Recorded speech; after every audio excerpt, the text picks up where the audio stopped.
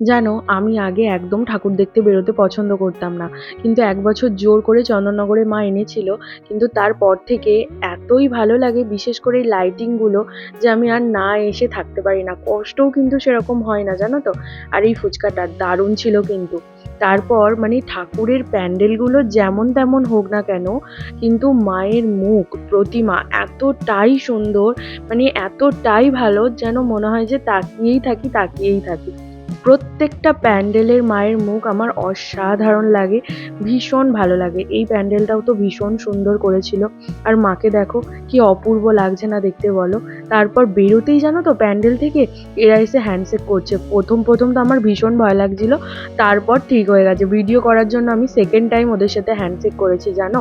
কারণ প্রথম আমি ভীষণ ভয় পেয়ে গিয়েছিলাম। যাকগে, তারপর এই প্যান্ডেলটা এলাম। নাম কিন্তু বলতে পারবো না, কারণ অত আমি জানি না। কিন্তু খুব সুন্দর লাগলো দেখতে।